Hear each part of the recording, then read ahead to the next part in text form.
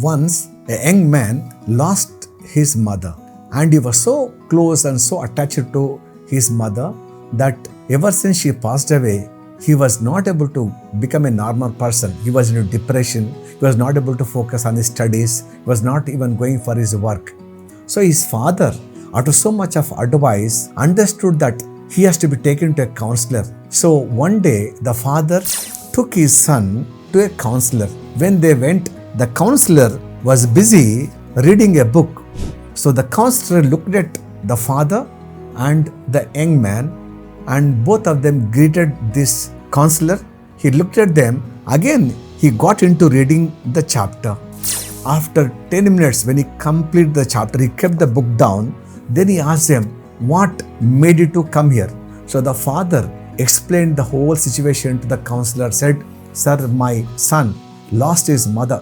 Ever since his mother passed away, this young man is not able to focus on his studies. He is not even going for work. He is not able to eat. He is in full depression. Kindly counsel him." So the counselor smiled and looked at the young man and said, "Young man, did you observe? When you people came, what do you think I was doing?" So the young man said, "Sir, when we came, we saw you reading a book, and then you looked at us, smiled, and again you went back to reading the chapter. And only when you completed reading the chapter, you kept the book and you are talking to us." And the counselor said, "Yes, you are right. I was totally engrossed in reading that chapter. It was so interesting. It was so beautiful. And I wanted to give 100% attention, concentration, and want to really relish what I was reading. And once I completed the chapter, then I was talking to you. Do you think I did the right thing?" So the young man said, "Yes, sir. The work that you are doing, you needed concentration, 100% attention. You did the right thing. And once I completed that, I'm talking to you." The young man said, "Yes, sir. So can I give you the same advice to you?" The young man said, "What do you mean?" He said, "Our life is nothing but is like a book. Like, look at this book called Buried Thoughts. It has got now more than 12 chapters. Life too has got different chapters. One chapter is very thrilling, exciting. One chapter is not that so good. And if we keep looking at only one chapter, thinking about it, we are not going to go forward. That means when you finish the chapter, you need to go forward reading the next chapter." So similarly, in life too, some good things will happen, some bad things will happen. So he said your mother was a chapter in your life, and what did she do for you? How much love and care she had for you, and how much possessive she was, and all those beautiful memories were a chapter.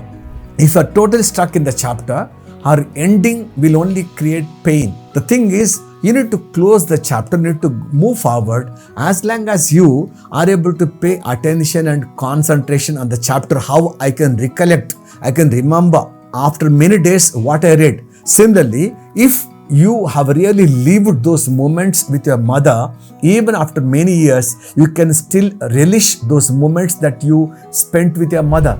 Because physically, a person can be with you for only for small time, but when you close your eyes, that person next moment, he or she will be with you. So no one can take you away from you spiritually, but physically, no one can be with other person for a long time. So he said life is all about different chapters. So keep moving from one chapter to other chapter and relish those memories. And if you can keep those memories in your heart, in your mind, your mother can never go away.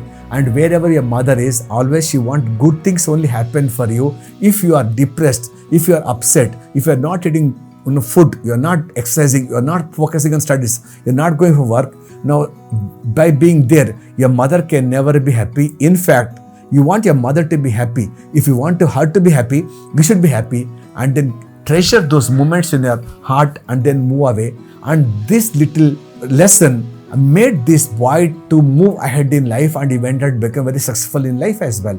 So the point that I'm trying to drive home, my friends, is that all of us, whether you are a politician, business person, academician, or you are into being a role model, all of us go through ups and downs of life, because life is like a giant wheel. Sometimes you are on the top, sometimes on the down, sometimes again you are in the middle, sometimes again you go up. So if you are only stuck at the bottom and you don't enjoy your journey up, then problem. Only if you are there up, okay, only enjoying those good memories, then you cannot actually tackle the bad moments. So there's only one thing in life, there's nothing is permanent, whether good or bad. This too shall pass. This too shall pass. If you can keep this in your mind and heart, I'm sure you are going to become highly successful, and you'll become very tolerant, you'll become very judicious, you'll become very capable enough to handle success or failure. Success doesn't get into your head, and failure doesn't upset you at all. So remember, the way you keep going from one chapter to the other chapter, and thereby you complete reading the book. Similarly, ensure that every second, every minute, every hour, and every day, every week, every month, every year is a chapter in your life. So keep enjoying those moments in life and keep moving away, and at the end your book will be worth reading for other people to emulate. What do you say? This is Squadron Jayasimha signing off. We'll meet you up again in another video. Until then, thank you so much. Bye.